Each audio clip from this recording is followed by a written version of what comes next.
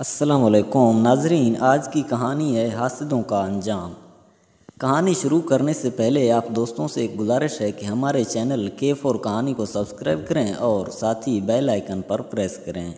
صدیوں پرانی بات ہے کہ ملک ایران میں ایک بادشاہ حکومت کرتا تھا۔ یہ جنگوں کا زمانہ تھا۔ جو بادشاہ طاقتور ہوتا کسی نہ کسی بہانے دوسرے ملک پر حملہ کر کے فتح کر لیتا، اور بادشاہوں کے درباروں میں ذہین عقلمند وزیر اور سپہ سالاروں کی بڑی قدر ہوتی تھی۔ بہادر فوجیوں کو بھی بہادری پر انعامات ملتے تھے۔ اگر کچھ عرصہ لڑائی جھگڑے نہ ہوتی تو وزراء اور امراء ایک دوسرے کے خلاف سازشیں شروع کر دیتے۔ ہر دربار میں سازشی ٹولے ہوتے تھے جو بادشاہ کو کسی نہ کسی کے خلاف بھڑکاتے تھے، قتل کرواتے یا قید کرواتے۔ ایسے ہی وزیر اعظم کے خلاف بادشاہ کو بدظن کرنے لگے۔ جیسے پتھر پر قطرہ قطرہ مسلسل پانی گرتا رہے تو اس میں سوراخ ہو جاتا ہے، اسی طرح غیبت اور چغلی وہ کام کرتے ہیں جو تلوار سے ممکن نہیں ہوتا۔ وہ بادشاہ سے کہتے ہیں کہ وزیر اعظم کی نظریں آپ کے تخت پر ہیں۔ ایرانی بادشاہ نے چغل خوروں اور حاسدوں کے کہنے پر وزیر اعظم کو قید کروایا اور اس کی آنکھوں میں گرم سلائیاں بھروا کر اندھا کر دیا اور ایک قید خانے میں پھینکوا دیا۔ آج بادشاہ کے دربار میں ایک جوہری آیا۔ اس نے ایک جیسے دو ہیرے بادشاہ کے سامنے رکھے اور کہا، بادشاہ سلامت، ان میں سے ایک ہیرا اصلی ہے اور دوسرا نکلی ہے۔ اگر آپ شناخت کر لیں تو آپ کو تحفے میں دے دوں گا، اور اگر پہچان نہ سکے تو مجھے انعام دینا ہوگا۔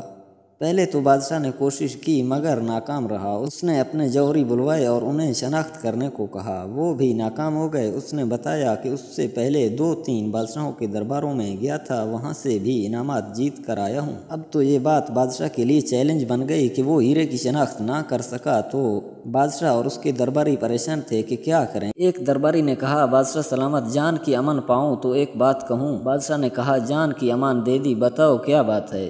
درباری نے کہا، بادشاہ سلامت، آپ نے وزیر اعظم کو قید کر دیا اور انہیں اندھا کر دیا۔ وہ اس ہیرے کی شناخت کر سکتا تھا۔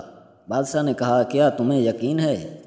درباری نے کہا، جی حضور، اس کے پاس عقل ہے اور علم ہے، مجھے یقین ہے کہ وہ اس میں ضرور کامیاب ہو جائے گا۔ بادشاہ نے حکم دیا کہ وزیر اعظم کو پیش کیا جائے۔ صادر گیا اور قید خانے سے وزیر اعظم کو لایا۔ وہ کمزور ہو گیا تھا، اس کی طبیعت خراب تھی۔ بادشاہ نے اس کا حال چال پوچھا اور کہا کہ وہ اصلی اور نکلی ہیرا شناخت کرے۔ اس پر حاسد اور چغل خور ہنسنے لگے کہ جب آنکھوں والے پہچان نہ سکے تو یہ اندھا کیسے پہچان سکے گا۔ وزیر اعظم نے کہا، حضور، میری طبیعت خراب ہے، میں کچھ دیر دھوپ میں بیٹھنا چاہتا ہوں۔ وہ ہیرے لے کر دھوپ میں بیٹھ گیا۔ کچھ دیر بعد اس نے ایک ہیرا پکڑا اور بادشاہ سے کہا، حضور، یہ اصلی ہے اور دوسرا نکلی ہے۔ اس پر سب لوگ حیران رہ گئے۔ بادشاہ نے مال کے جوہری کو دکھایا تو وہ مان گیا کہ یہ اصلی ہے اور دوسرا نکلی ہے۔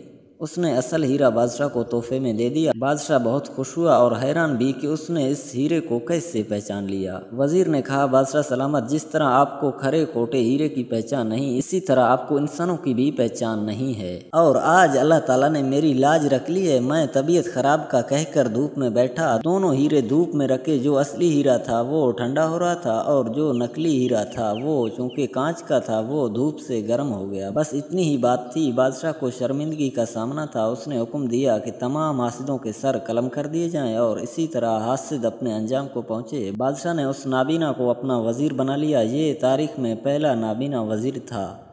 دیکھو دوستو، حسد کا انجام۔ اللہ تعالیٰ سے دعا ہے کہ ہمیں کامل مسلمان بنائے، آمین یا رب العالمین۔